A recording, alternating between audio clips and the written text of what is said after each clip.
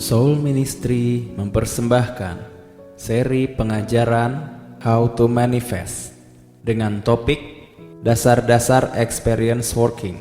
Saya percaya pengajaran ini memberkati kita semua. Tuhan Yesus menyertai. Oke, kita minggu-minggu ini kita ada belajar sesuatu ya yang bagus. Sebelumnya saya mengajar soal hardworking ya. Kita dalam masih seri soal hardworking. Terus kita belajar soal smart working. Dan saya akan ajarkan yang namanya, ternyata Tuhan kasih tahu ada yang namanya experience working. Di dalam smart working di dalam hard working sama smart working itu kita nggak cukup hanya cuma stop di dalam smart working. Kalau kita katakan, oh Tuhan saya sudah smart, saya sudah melakukan segala sesuatu, no. Maka Tuhan katakan our God is a God of increase. Jadi Allah kita ada Allah yang meningkatkan, jadi dia nggak stop dalam segala hal. Nah, sebelum saya masuk dari experience working, saya mau ada sharing sesuatu. Dalam beberapa hari Tuhan ada menaruh dalam hati saya. Dan saya rasa ini penting sekali dan saya mau sharingin. Termasuk dalam seri experience working, tapi saya mau tambahkan dulu, mula-mula dulu. Dia punya basicnya untuk masuk ke experience working. Saya dulu berpikir bahwa kalau kita sudah belajar firman Tuhan, kalau kita sudah mengenal firman Tuhan, saya akan berubah. Jadi kalau saya sudah tahu firman Tuhan, dan saya katakan yes, saya sudah tahu firman Tuhan. Dan seringkali kita mendengar ya, bahwa firman Tuhan yang merubah hidup kita. Saya percaya sekali firman itu merubah hidup kita. Tapi ada yang miss dalam segala sesuatu dari pernyataan ini. Saya percaya sekali bahwa firman itu merubah hidup saya. Dan saya belajar, saya baca firman Tuhan. Saya pernah, setiap hari saya baca firman Tuhan. Karena kehausan saya.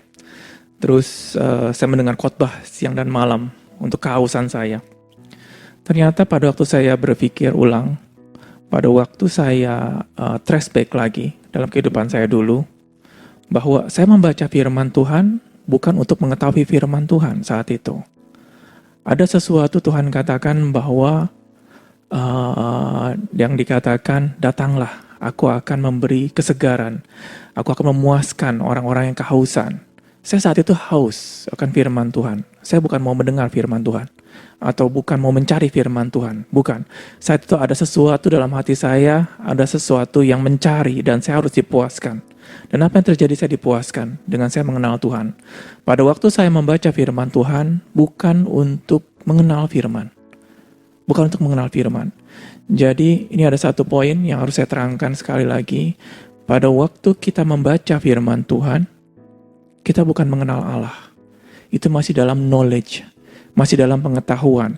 Jadi pada waktu kita membaca firman Tuhan, sekali lagi, dalam perjalanan Tuhan juga kan kasih sesuatu seperti ini. Iblis nggak takut kalau kita baca firman Tuhan. Saya dulu berpikir, iblis tuh paling takut kalau anak-anak Tuhan membaca firman Tuhan. Karena kalau misalnya anak-anak Tuhan membaca firman Tuhan, iblis akan terkalahkan. Enggak. Dan dikatakan, seperti ada satu hamba Tuhan juga katakan, iblis juga melakukan pekerjaan Tuhan. Yaitu apa? Dia mentranslate, menerjemahkan Alkitab kepada terjemahannya di negara-negara. Salah satunya juga ada iblis di sana juga. Jadi dengan kata lain, iblis nggak takut kalau kita anak-anak Tuhan ke gereja. Iblis nggak takut kalau kita ikut pelayanan. Dia nggak takut. Dan saya waktu Tuhan katakan seperti itu, masa sih iblis nggak takut kalau kita ikut pelayanan? Masa sih iblis nggak takut kalau anak-anak Tuhan pergi gereja? Enggak. Iblis malah menyarankan semua anak-anak Tuhan ke gereja. Karena kenapa banyak sekali ya di luar sana ada gereja-gereja mengajarkan tidak benar. Mereka nggak takut. Iblis nggak takut. Apa yang iblis takutkan? Saya kasih tahu. Ada rahasia yang besar sekali. Satu hal, iblis takut. Kalau kita anak-anak Tuhan berdiam diri. Apa itu berdiam diri? Kalau maksudnya apa sih kok? Anak Tuhan, ini kita ada basic untuk masuk ke experience ya. Experience working. Tanpa basic ini kita nggak bakal bisa masuk ke experience working. Itu satu. Iblis paling takut kalau kita berdiam diri. Makanya iblis selalu suka kita menyibukkan diri. Entah dalam pekerjaan, entah dalam problem, entah dalam pelayanan, entah dalam mencari-cari firman untuk diberikan kepada orang lain. Iblis suka sekali kita ini lakukan ini, lakukan itu, sibuk sekali. Pada waktu kita sibuk, kuping ini semakin lemah untuk mendengar Tuhan. Untuk orang dunia, untuk anak-anak Tuhan, metodenya sama. Orang-orang dunia pada waktu makanya orang-orang dunia sekarang negara-negara barat ada yang namanya ajaran tentang nama meditasi. Untuk dia mengosongkan diri, untuk bisa mendengar inner circle kalau dikatakan roh di dalam. Jadi mereka bisa diam berjam-jam untuk mendengarkan sesuatu.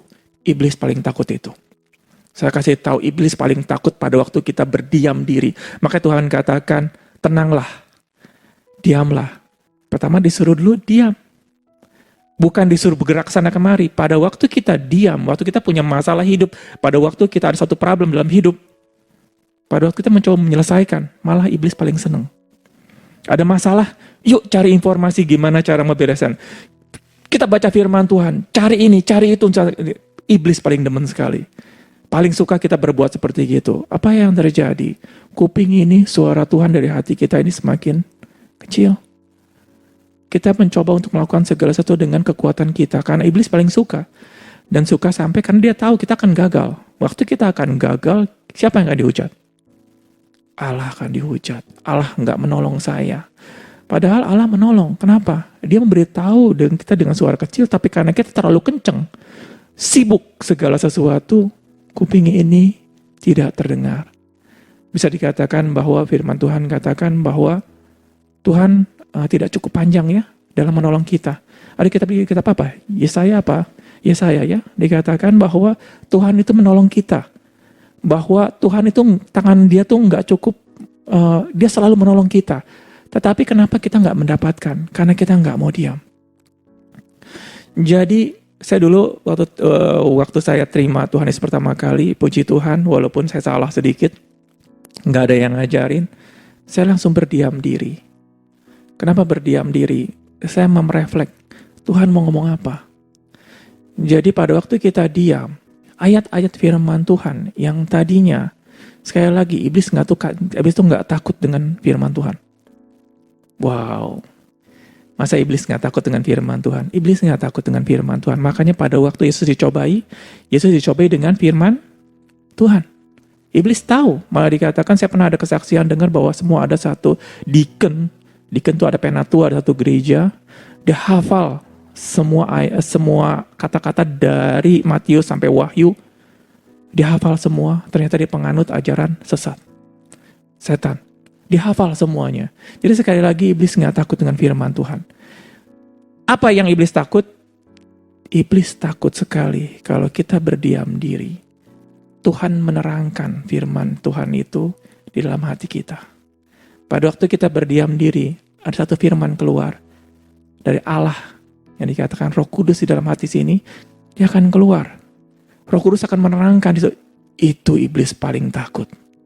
Maka iblis mau kita itu selalu sibuk sana kemari, jangan sampai ada suara itu keluar dan menerangkan firman tersebut. Selama firman itu kita tidak diterangkan sama Roh Kudus, itu tidak akan menjadi iman. Yang dikatakan iblis itu paling takut kalau misalnya Roh Kudus menerangkan sesuatu dan berkata sesuatu di sini, dan itu kita mendengar dengan kuping kita, jadi iman. Pada waktu jadi iman, iblis paling takut sekali. Nah sekali lagi, tapi prosesnya yang tadi satu, iblis paling takut kalau kita berdiam diri. Makanya kalau saya katakan bahwa firman Tuhan, diamlah, jadilah tenang. Dia Tuhan ya. Tetapi dikatakan bahwa kita suruh tenang, suruh diam. Diam itu mungkin mulut diam, tapi hati kamu tenang gak? Yang saya katakan diam itu bukan tubuh ya, bukan dalam bentuk tubuh, bukan dalam bentuk mulut, hati ini. Karena pada waktu hati ini kita tenangkan, saya percaya sekali Roh Kudus akan menerangkan. Firman-firman, karena dikatakan bahwa tugas Roh Kudus apa? Dia akan mengingatkan kita akan perkataan Yesus. Nah, step yang pertama adalah tadi dikatakan diam. Karena iblis nggak takut dengan firman Tuhan. Iblis nggak takut kita baca firman Tuhan. Banyak sekali dari kita tahu firman begitu banyak. Kita hafal firman begitu banyak. Tetapi pada waktu kita cuma hafal di kepala ya. Cuma tahu firman-Nya, tetapi Roh Kudus tidak pernah menerangkan. Mungkin kalau perkataan kerennya ada pewahyuan. Roh Kudus, pada waktu Roh Kudus di hati ini menerangkan tentang firman tersebut, mengingatkan apa perkataan Yesus, jadi iman. Karena kita mendengarkan suara Tuhan di dalam kita. Nah, sekali lagi kenapa maksudnya kita belajar ada poin-poin sebelum masuk experience working. Harusnya kita experience working kita berjalan langsung. Enggak. Tanpa basic ini, kita nggak bakalan bisa masuk experience working. Kita akan cuman hanya, oh ya saya mesti hard working, saya semua mau smart working, udah gitu, nanti bisa jadi experience working. Tidak. Segala sesuatu yang saya ajarkan kemarin itu, kalau tidak ada Roh Kudus yang menerangkan kepada kita di sini, kita akan seperti orang dunia, seperti kayak hamster katanya dikasih ada kincir ya. Hamster itu tikus kecil, tapi bisa taruh di sana tikus apa gimana? Taruh di situ dia akan berlari. Waktu dia berlari, kincirnya berlari, tapi nggak lari kemana-mana. Kenceng. Tapi dia nggak berlari kemana-mana. Yang ada cuma capek sendiri. Sama juga dengan kita. Kita akan belajar sana-sini kemari, tapi kita tidak akan berjalan. Tidak akan berjalan maju. Karena kenapa? Kelihatannya kencang. Tapi kita nggak berjalan kemana. Karena kenapa kita nggak mau diam? Diam sekali lagi, hati ini yang diam. Bukan gerakan tubuh, bukan mulut. Ada orang yang mulutnya diam, badannya diam, tapi hatinya nggak pernah mau diam. Di situ. Yang kedua, yang saya mau ajarkan adalah dari semua yang saya ajarkan tentang hard working, smart working, dan nanti saya ajarkan tentang experience working, tidak akan ada faedahnya, tidak ada akan manfaatnya kalau kita tidak teguh. Dikatakan firman Tuhan teguh adalah teguh berdiri. Sekali hari ini saya dikatakan bahwa hamba-hamba Tuhan seperti Kenneth Hagin, Kenneth Copeland, ada yang hamba Tuhan besar sekali di Amerika. Dia mengajarkan yang namanya faith movement. Kalau bahasa Indonesia apa ya? Pergerakan iman ya. Nggak tahu kalau di Indonesia. Saya juga kurang begitu mengikuti. Tapi saya percaya gereja-gereja karismatik itu mereka juga karismatik berarti berkuasa ya.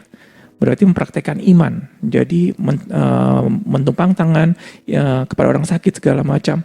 Itu ada yang namanya pergerakan iman, movement. Pergerakan iman atau movement ini tidak akan bisa berjalan kalau kita nggak mengerti asas dasarnya. Asas dasarnya apa? Memang satu itu firman Tuhan. Tapi yang lebih dari semua yang saya mengerti adalah teguh. Kita udah belajar hard working, smart working. Nanti kita akan masuk ke experience working. Kalau kita nggak ngerti yang namanya teguh. Teguh bukan nama orang yang teguh ya. Saya kenal namanya banyak sekali teguh. Saya panggil seteguh siapa? Bukan. Kita buka ayatnya. Oke, Efesus 6 ayat 13. Efesus 6 ayat 13. Ini dia yang mengajarkan soal peperangan ya, di atas yang perlengkapan yang tentang perlengkapan rohani. Di ayat 13 berbicara seperti ini. Sebab itu ambillah seluruh perlengkapan senjata Allah supaya kamu dapat mengadakan perlawanan pada hari yang jahat itu dan tetap berdiri sesudah kamu menyelesaikan segala sesuatu. Dia dikatakan sesudah menyelesaikan sesuatu, dia suruh berdiri. Kalau saya saya mendengar satu ajaran, sampai kapan saya harus teguh berdiri? Pada waktu Tuhan katakan, pada waktu kita percaya, banyak sekali namanya faith movement adalah berhubungan dengan kita percaya bahwa Tuhan sudah memberkati kita.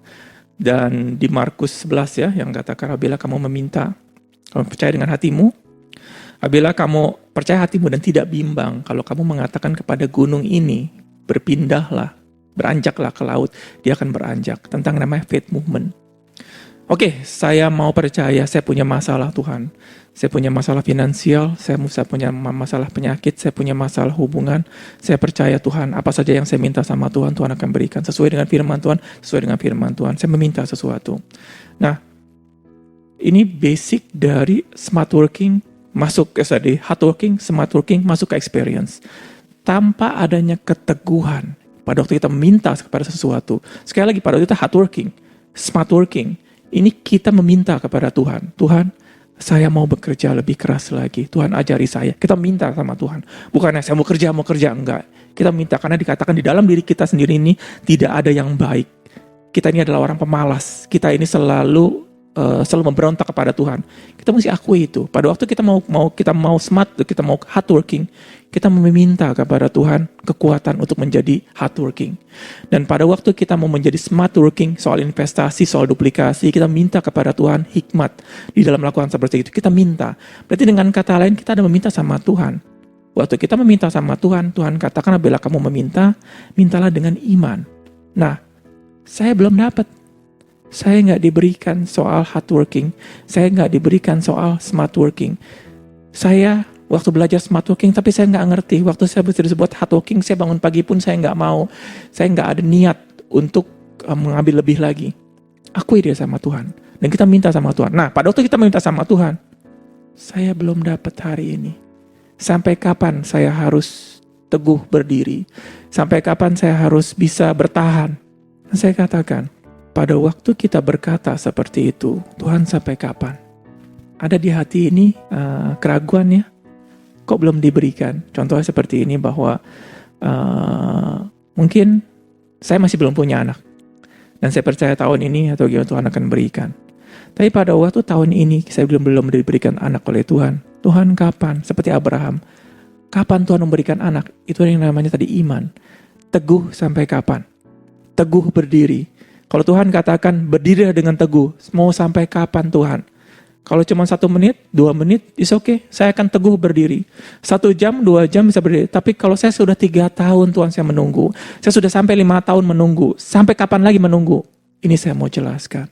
Saya pernah waktu jelaskan sesuatu. Tuhan saya mau sampai berapa lama untuk bisa berdiri begini?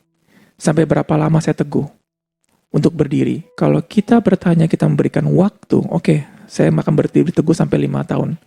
Kalau dalam 5 tahun ini tidak terjadi, saya mau lupakan segala sesuatu. Apa yang terjadi? Iblis di sebelah dengar. Dia akan tunggu 5 tahun. Dia akan tunggu kita 5 tahun. Karena kenapa? Dia tahu kekuatan kita 5 tahun. Dia punya iman akan perkataan kita. Saya yakin waktu dia ngomong 5 tahun, dia sungguh-sungguh ngomong 5 tahun. Saya mau tungguin 5 tahun. Apa yang terjadi? Iblis akan nungguin 5 tahun. 1 menit mungkin ya, 5 tahun 1 menit. Karena waktu 5 tahun kita bilang, sudah, saya udah nggak mau nungguin lagi, saya udah nggak mau teguh berdiri. Pas 5 tahun 1 menit, iblis sudah jatuh. Karena kenapa? Dia cuma punya iman 1 menit lebih banyak dibandingkan mulut kita. Kita sudah jatuh, 1 menit kemudian iblis akan jatuh. Kita dapat nggak? Kita nggak dapat. Yang menang siapa? Iblis menang. Karena dia bertahan 1 menit. Apa yang terjadi? Saya pernah ajarkan, mau sampai kapan? Katakan pada diri kita, pada iblis. Sampai selama-lamanya saya akan teguh. Saya nggak kasih waktu. Saya akan berdiri sampai saya mati. Apa yang terjadi? Si iblis sebelah dia bingung. Sampai kapan ya? 1 tahun? 2 tahun? 5 tahun? 10 tahun? Dia bilang sampai mati. Dia bilang saya tidak akan mundur. Saya akan tetap teguh. Saya nggak akan kasih waktu. Kita berkata kepada diri kita berkata kepada si iblis. Apa yang terjadi? Si iblis yang ngelihat, wah, gue nggak bisa nungguin orang seperti ini. Saya mendingan cari orang lain yang lebih gampang, yang kelihatan ada waktunya. Apa yang terjadi? Iblis keluar, kabur. Pada waktu iblis itu keluar, berkat Tuhan, manifestasi Tuhan akan terjadi. Karena kenapa? Yang menahan semua berkat Tuhan, manifestasi Tuhan, iblis yang menahan. Pada waktu iblis nggak mau bisa menahan lagi, dia akan keluar. Pada waktu kita meminta suatu hal sama Tuhan, Tuhan nggak berlama-lama. Tuhan berikan juga saat itu juga. Yang jadi problem adalah ada iblis yang menahan. Dan kita kadang-kadang setuju dengan si iblis. Saya mau nunggu 5 tahun. Saya mau nunggu 10 tahun. Saya mau nunggu segini. Saya kasih ultimatum sama Tuhan. Waktu kita kasih ultimatum sama Tuhan, kita tidak teguh berdiri. Teguh berdiri artinya apa? Sekali lagi, saya mau sampai mati. Sampai kapanpun saya akan berdiri. Itu yang dikatakan teguh berdiri. Pada waktu kita teguh berdiri, janji Tuhan iya dan amin. Dan dia akan selalu melaksanakan apa yang dia janjikan. Nah, itu yang dikatakan faith movement. Waktu faith movement ini cuma satu intinya, teguh. Teguh. Pada waktu kita sudah menerima janji Tuhan dan Roh Kudus sudah berbicara di hati kita, teguh berdiri, teguh berdiri. Iblis paling takut sama orang-orang yang satu berdiam, kedua teguh berdiri. Dia teguh, dia tetap bisa dikatakan bahwa saya percaya dengan janji Tuhan karena dia berbicara kepada saya sendiri. Tuhan katakan, pernah saya katakan sering kali, Tuhan janji saya, kamu tidak akan kekurangan pakaian, tidak akan kekurangan makanan, tidak akan kekurangan tempat tinggal. Waktu saya mendapatkan tempat yang jelek sekali, Tuhan thank you banget. Tuhan sampai hari ini, mungkin kalau saya di kolong jembatan, is okay Tuhan, thank you masih ada tempat. Tuhan tidak lalai di dalam memberikan janjinya. Apa yang terjadi? Si iblis pusing. Dikasih begini, dia bersyukur. Dikasih itu bersyukur. Makanya firman Tuhan katakan bersyukurlah senantiasa. Bukan firman, bukan perintah. Tapi dari hati kita dikatakan Tuhan gak lalai. Tuhan benar-benar gak lalai dalam menggenapi janji dia. Kita bersyukur. Teguh berdiri dan bersyukur. Di situ dua hal. Berdiam diri dan teguh.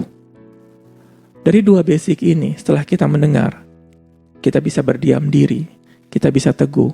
Waktu kita teguh, sekali lagi, kita bukan teguh dengan kekuatan sendiri. Arti katakan, saya pasti kuat, saya pasti akan lawan, Tuhan pasti kasih. Kamu akan jatuh. Kamu akan jatuh. Kenapa? Sekali lagi pada waktu kamu berkata-kata, Tuhan baik, Tuhan pasti akan penuhi janji saya, segala macam. Itu sebenarnya kamu masih melakukan dengan kekuatan kamu sendiri. Yang kamu bisa berdiri teguh dengan kuat. Kamu mengingat semua kebaikan Tuhan. Pernah nggak Tuhan lalai? Pada waktu kamu menemukan satu kesalahan Tuhan, satu kejelekan Tuhan, kamu akan give up. Walaupun kamu berkata-kata dengan mulut bagus sekali, ada firman, kalau kamu menemukan satu kejelekan Tuhan, kamu akan ambruk. Kamu akan tinggalkan. Hati ini sebenarnya satu. Kita ini nggak tahan dengan orang yang berbuat jahat sama kita. Siapa yang di sini kalau dijahati sama orang diam aja, masih tersenyum? Pasti ada. Sekali lagi kalau orang digampar, pasti sakit. Tapi ada satu orang yang tidak pernah menggampar kita. Ada satu orang yang selalu waktu berkata, dia satu menepati janji dia. Tuhan sampai berkata kepada Israel, ujilah aku. Wow, luar biasa. Siapa ada di sini kalau misalnya kalian lagi berdebat sama seorang bisa berani, ujilah aku. Bahwa aku selalu baik dengan kamu. Enggak ada. Kita semua melakukan kesalahan ya. Waktu kita melakukan janji, kita selalu tidak menepati janji, selalu berbuat jahat, selalu berprasangka buruk semua. Kita ini buruk sekali. Tapi ada satu pribadi yang benar-benar kalau dia berkata A, dia selalu menepati. Dan saya sampai bisa dikatakan bahwa Allah itu baik. Bukan karena dia hari ini baik, besok gak baik.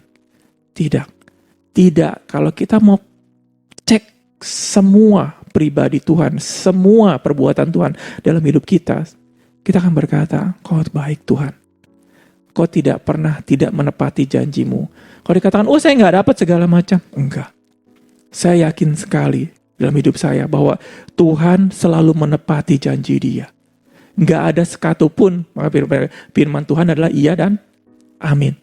Bahwa Tuhan waktu berkata A, dia pasti akan lakukan.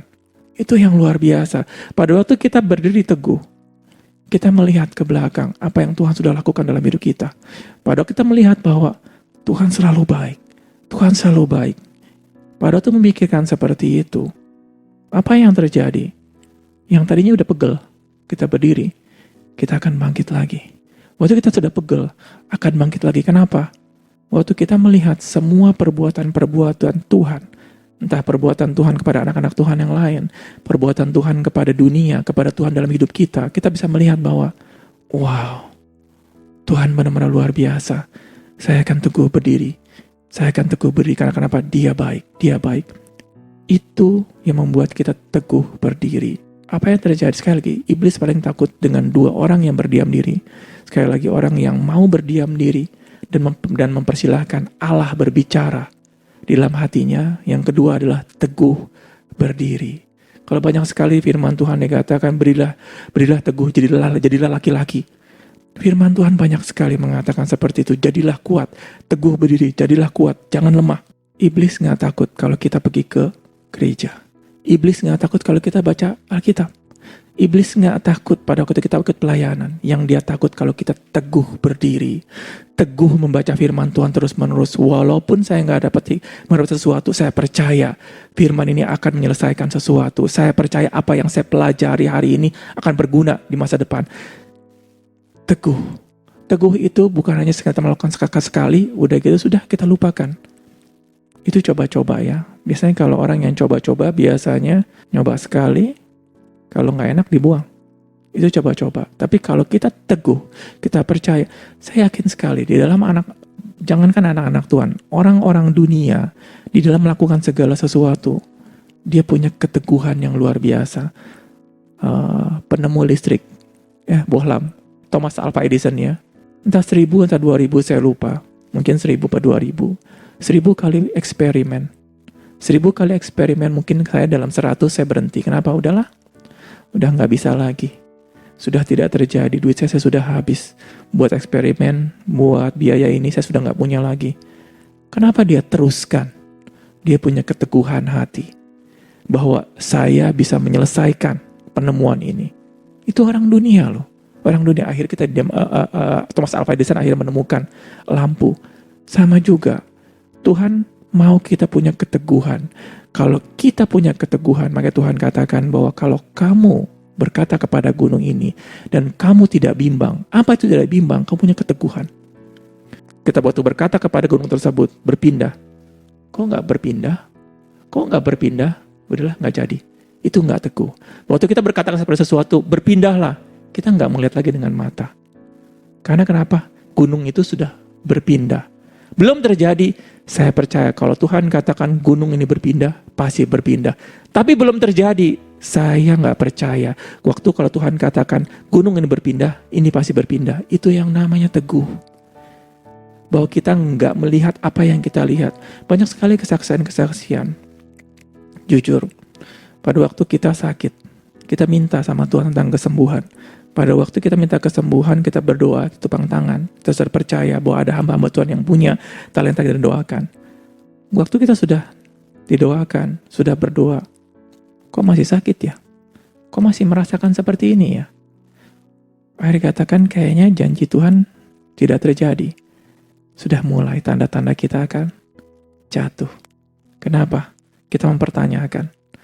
Sekali firman Tuhan katakan bahwa sekiranya Abraham berpikir kepada kampung halamannya, sekali saja dia akan pulang ke kampung halamannya. Teguh. Dikatakan, kita boleh mempertanyakan segala sesuatu, is okay. Tapi kalau ditanya terus menerus, akhirnya nih kaki akan semakin jatuh. Pada waktu kita minta sama Tuhan, Tuhan kenapa saya belum disembuhkan? Is okay. Sekali lagi, kita ini bukan Superman. Pasti ada tanda-tanda keraguan. Tetapi jangan kita terlalu... Sekali lagi, kenapa kita bisa mempertanyakan? Suasana COVID ya, sekarang banyak sekali di luaran seperti ini. Jujur saya nggak terlalu terpengaruh banyak sekali soal COVID. Bukan saya kuat. Bukan karena saya, wow dari firman Tuhan luar biasa. Karena saya setiap minggu memberitakan firman. No. Banyak sekali orang memberitakan firman di luar pada takut dengan COVID. Banyak sekali orang, mungkin Ko Hengki baca firman setiap hari. Banyak orang baca firman juga takut kan COVID. Tahu nggak rahasianya kenapa saya tidak takut dengan COVID? Saya jarang dengar soal COVID. Saya jarang dengar soal berita tentang COVID. Saya jarang dengar buku-buku soal COVID. Waktu orang katakan, ini COVID, kamu harus melakukan ini, malah itu saya nggak pernah dengar. Karena kenapa? Saya nggak punya akses. Bukan punya akses, orang nggak punya akses untuk memberitakan COVID kepada saya. Pada waktu orang bilang soal COVID, begini-begini, saya tangkis. No, COVID nggak berbahaya. Yang berbahaya adalah kamu takut. Banyak sekali orang yang mati dengan COVID bukan karena COVID-nya, tetapi karena ketakutan. Yang tadi punya sakit jantung, akhir ketakutan, jantungnya kena. Kenapa? Ya memang gara-gara COVID juga. COVID hanya mempercepat. Dan satu lagi, banyak sekali orang yang sembuh gara-gara COVID. Jadi kalau bisa dikatakan, kalau statistik ngomong bahwa 1000 orang yang meninggal cuma satu, hanya 0,1%. 0,1% yang meninggal. Kalau 0,1% yang meninggal, Penyakit kanker kalau didiagnosa sama dokter, kamu sakit kanker, biasanya 50% meninggal ya. 50% meninggal. Jadi sekarang malahan orang lebih takut kepada COVID dibandingkan kanker. Nah, kenapa saya teguh berdiri untuk melawan COVID? Karena saya nggak punya akses yang jelek-jelek soal COVID. Pada waktu orang memberitakan sesuatu COVID tentang yang jelek, saya tangkis. No, enggak. Dan saya tangkis lagi dengan yang namanya firman Tuhan. Dan dikatakan bahwa saya percaya kalau Tuhan sudah suruh saya pergi ke sana, dan Tuhan akan membawa ke sana, dan saya sampai dan saya akan kembali. Kalau Tuhan memberikan kepada kita pekerjaan untuk yang Tuhan selesaikan, Tuhan akan menjaga kita. Dan apa yang terjadi? Saya nggak takut. Saya teguh berdiri bukannya kayak, wah saya bisa berdiri. Enggak. Saya dengan enak teguh berdiri. Saya dengan nyaman teguh berdiri. Karena kenapa? Saya percaya bukan saya yang menguatkan kaki ini. Tuhanlah akan menguatkan kaki ini. Nah, akses berita-berita buruk. Akses, maka Tuhan katakan pergaulan yang buruk akan merusak kebiasaan yang baik. Satu lagi, mungkin bukan termasuk dengan 6 poin, tapi keteguhan kita bisa hancur gara-gara pergaulan kita yang buruk. Ada satu hamba Tuhan katakan seperti ini, saya bisa melihat kehidupan kamu. Mungkin kamu gak ngomong dengan kehidupan kamu, tapi kalau saya lihat teman-teman kamu gak benar, teman-teman kamu teman-teman dekat ya, sering mengeluh, sering menghujat Allah, saya akan bisa lihat kehidupan kamu. Sebentar kamu akan sama seperti itu. Wow, kok dihakimi seperti itu ya? Maksudnya ya teman-teman saya. Nggak mungkin teman saya akan merusak hidup saya. Tuhan katakan janganlah sesat. Pergaulan yang buruk akan merusak kebiasaan yang baik. Apa pergaulan buruk? Orang sekeliling kita. Kalau orang sekeliling kita tidak memuliakan Tuhan, tidak menguatkan iman kita, pasti teman-teman tersebut waktu tidak menguatkan, tidak memuliakan Tuhan atau tidak menguatkan iman, kita akan terinfeksi. Kalau bahasa ini keren ya, tercemar. Nah, keteguhan kita juga sama. Walaupun kita katakan kok, kenapa saya nggak teguh berdiri ya? Saya sudah baca firman Tuhan, saya sudah mengikut ini, saya sudah itu, saya lakukan semua. Kenapa saya nggak punya keteguhan? Cek sekeliling kamu. Apa yang jadi masalah kamu tidak teguh? Apakah keluarga kamu, apakah pertemanan kamu, apa segala macam. Sekali tadi saya kesaksiannya tentang tadi punya COVID, sampai hari ini saya benar-benar bersyukur sekali. Bahwa Tuhan thank you. Walaupun suasana COVID lagi sekarang di luaran begitu gencarnya, saya tenang. Saya benar-benar tenang. Saya bisa tidur tenang, makan tenang, berjalan kemana tenang. Nah, di sana. Jadi, 2 hal yang saya mau ajarkan hari ini untuk kita masuk nanti ke experience working. Berdiam dirilah. Kalian harus bisa belajar bagaimana cara berdiam diri. Kalau kalian tidak mengerti cara berdiam diri, firman Tuhan susah sekali untuk berbicara kepada kalian. Karena kenapa? Roh Kudus, dia bukan suara yang menggelegar di hati ini. Roh Kudus ada suara yang kecil, lemah, lembut. Dan dia akan menerangkan kamu. Menerangkan kalian bagaimana tentang firman Tuhan. Dan Roh Kudus akan mengingatkan semua tentang firman-firman Tuhan. Bukan otak ini yang mengingatkan, Roh Kuduslah. Pada waktu Roh Kudus itu berbicara, itulah Tuhan. Waktu kita baca Alkitab, kalian bukan berbicara dengan Tuhan pada waktu kalian membaca Alkitab. No. Itu baru dalam knowledge, dalam pengetahuan. Kapan itu menjadi Allah itu sendiri? Pada waktu Roh Kudus berbicara di sini. Dan dikatakan, kamu kemarin belajar apa? Belajar ayat ini. Roh Kudus akan menerangkan. Kamu ingat nggak tadi hamba Tuhan ngomong apa? Dia akan menjelaskan, dia akan mengingatkan semua. Tanpa kita berdiam diri, tanpa kita mengkhususkan waktu. Nah, saya mesti belajar tadi berdiam diri. Berdiam diri juga perlu kita mengkhususkan waktu. Nggak bisa kita cuma, oh ya Tuhan, saya mau berdiam diri. Tapi dari pagi sampai sore, sampai malam, sibuk sekali. Kita tidak pernah menyediakan waktu. Kita terlalu sibuk sekali. Roh Kudus nggak bisa bekerja. Roh Kudus nggak bisa bekerja. Saya mau kasih kesaksian sedikit. Saya kalau dalam berjalan semua di dalam naik mobil, walaupun macet atau segala macam, saya dengarkan khotbah. Biasanya kalau lagi macet sekali, atau kalau misalnya tidak dengarkan khotbah, saya merenung. Tuhan, tadi ada khotbah ini ya. Maksudnya apa sebenarnya? Saya berbicara sama Tuhan. Tuhan tolong terangkan ke saya khotbah ini maksudnya apa. Pada waktu di suara sini keluar, Tuhan akan menerangkan. Maka firman Tuhan ngomong, apa yang tidak pernah didengar oleh telinga, apa yang tidak pernah dilihat oleh mata, apa yang tidak pernah timbul dari seorang manusia, Tuhan berikan kepada orang-orang mengasihi dia. Tuhan akan jelaskan. Tetapi kebiasaan ini nggak bisa cuman hanya sekali, wow oke, saya besok saya mau berdiam diri, selalu dapat. Enggak. Kenapa kita bisa berdiam diri akhir bisa mendengar? Sekali lagi ada fondasinya lagi. Waktu kita berdiam diri karena kita punya iman, kita percaya pada waktu kita berdiam diri, Tuhan akan berbicara. Tapi Tuhan nggak ngomong. Saya sudah berdiam diri tapi Tuhan nggak ngomong. Ada yang jadi problem. Kamu punya iman nggak saat itu? Kamu melakukan dengan iman, apa kamu lakukan kan disuruh sama Ko Hengki? Oh iya, kemarin saya dengar Ko Hengki dari khotbahnya ngomong kita harus berdiam diri. Saya mau lakukan. Kalian nggak bisa dengar suara Tuhan. Saya jamin. Karena kenapa? Waktu kalian berdiam diri 5 menit, aduh jemuran belum diangkat. Aduh ini tagihan belum dibayar. Karena kamu waktu melakukan ini karena disuruh oleh hamba Tuhan.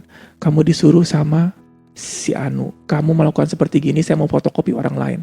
Enggak, tapi kalau kamu mau berdiri, Tuhan saya percaya sekali. Apa yang dikatakan Ko Hengki? Saya percaya akan berbuah. Walaupun saya harus berdiam diri setahun, seminggu, 2 minggu, sebulan, setahun, saya akan berdiam diri. Saya akan persilahkan Roh Kudus untuk bekerja, untuk berbicara. Berdiam diri juga butuh proses untuk masuk, perlu keteguhan. Jangan kita cuma ngomong, saya mau berdiam diri 5 menit. Tuhan gak dengar, ya sudah sejalan. Selamanya kalian tidak akan bisa mendengar suara Tuhan. Tuhan hanya bisa berbicara kepada kita pada waktu kita mau berdiam diri. Berdiam dirilah, jadilah tenang. Sampai berapa lama? Kalau kita bertanya sampai berapa lama, sudah pasti kita tidak punya iman. Kita melakukan dengan satu ultimatum. Tapi kalau kita punya iman, saya percaya apa yang saya lakukan ini, Tuhan akan berbicara sama saya. Karena pada waktu Tuhan berbicara, Dia akan menyelesaikan segala sesuatu. Problemkah kalian apa saja, Roh Kudus akan beritahu. Berdiam dirilah. Nah, sekali lagi tadi, berdiam diri dan teguh. Iblis paling takut sekali dengan 2 hal seperti ini. Kalau kalian lakukan terus-menerus seperti ini, kalian akan bertumbuh di dalam Tuhan. Kalian akan menjadi tenang di situ.